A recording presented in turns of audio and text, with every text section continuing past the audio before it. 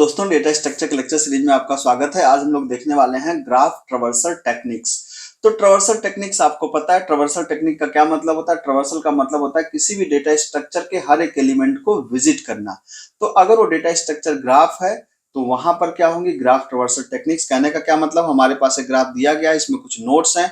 अब हम किस नोड को पहले विजिट करें, हम 0 को विजिट करें, 0 के बाद 1 को करें, 1 के बाद 2 को करें, क्या क्रम होना चाहिए, ये डिसाइड करेगा ग्राफ ट्रवर्सल टेक्निक्स। ठीक है।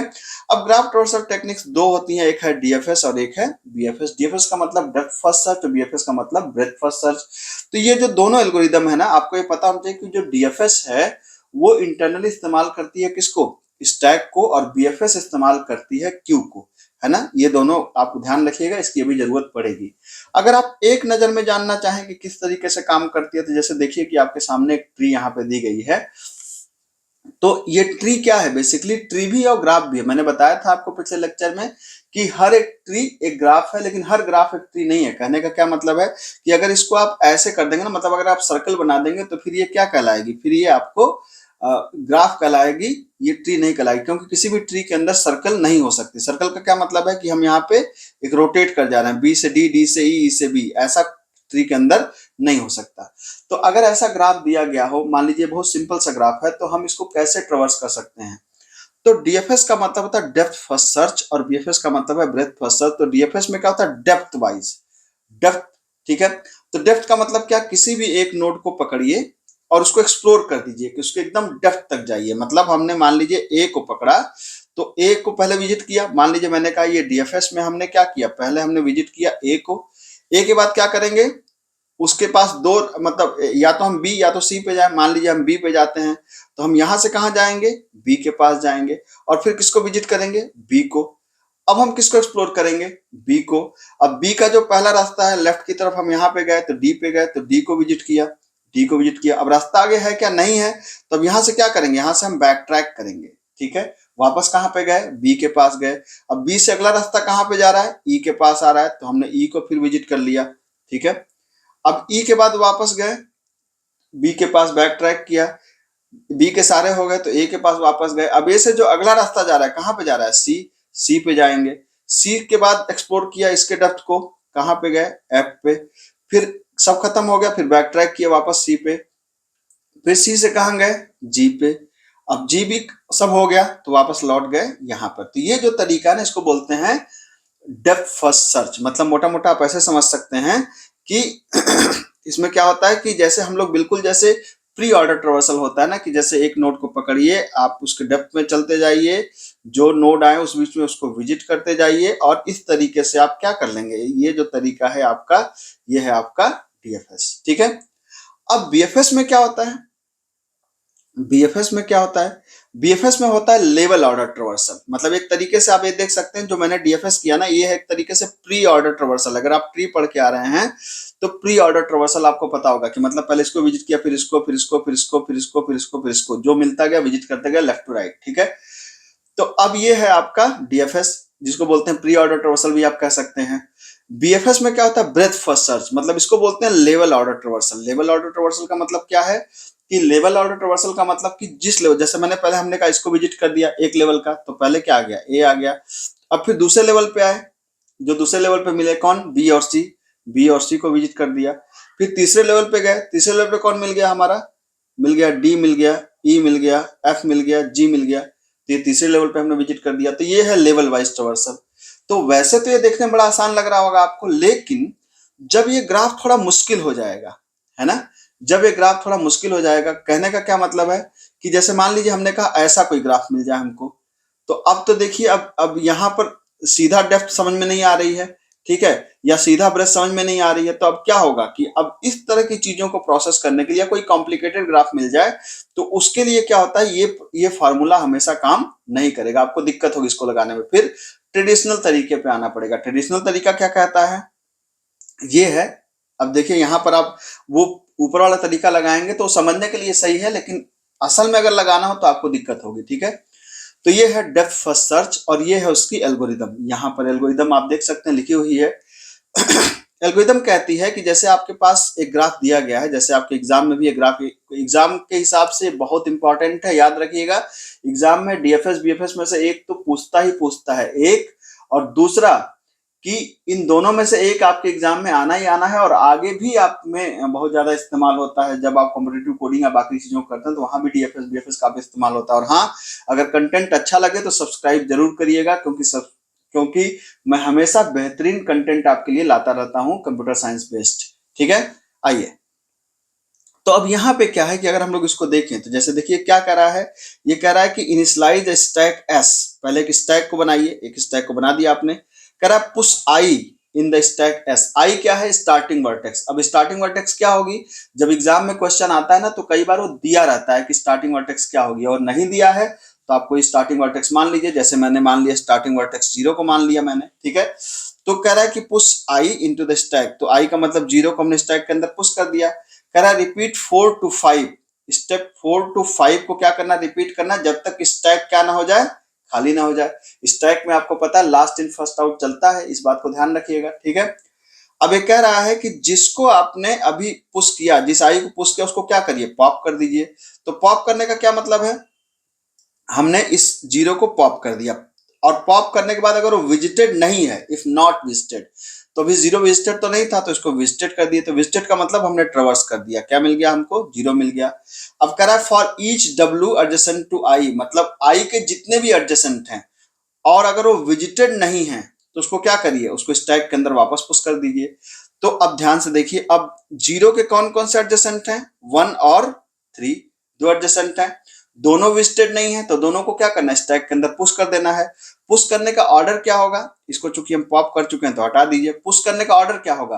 1 3 होगा या 3 1 होगा? कोई भी होगा, कोई भी एक लेके चलिए। अगर आप असेंडिंग में चलना है तो आप 1 3 रखिए, डिसेंडिंग में चलना है तो 3 1 रखिए। तो कोई भी एक ऑर्डर लेकर चलिए, चाहे 1 3 चाहे 3 1। इसका मतलब है कि मल्टीपल ट्रेवर्सल आ सकते हैं, ध्यान रखिएगा। तो मान लीजिए हमने कहा पहले हम 3 रखेंगे फिर 1 रखेंगे, तो पहले हमने 3 को पुश कर दिया और फिर 1 को पुश कर दिया, ठीक है। तो इसका मतलब अब टॉप कहाँ? स्टैक में। आपको पता है कि स्टैक में टॉप होता है ना, टॉप क्या है? 1 है, ठीक है। तो डिलीशन कहाँ पे होगा? 1 पे होगा।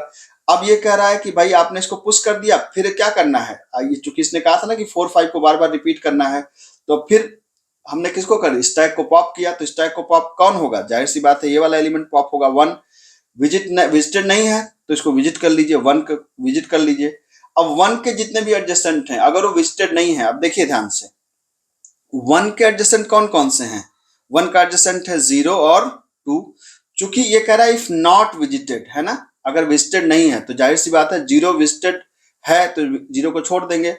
2 विजिटेड नहीं है तो 2 को क्या करेंगे? स्टैक के अंदर वापस पुश कर देंगे। तो 2 को आपने स्टैक के अंदर वापस पुश कर दिया, ठीक है। और फिर आपने क्या किया? 2 को पॉप किया। अब 2 को हमने पॉप कर दिया।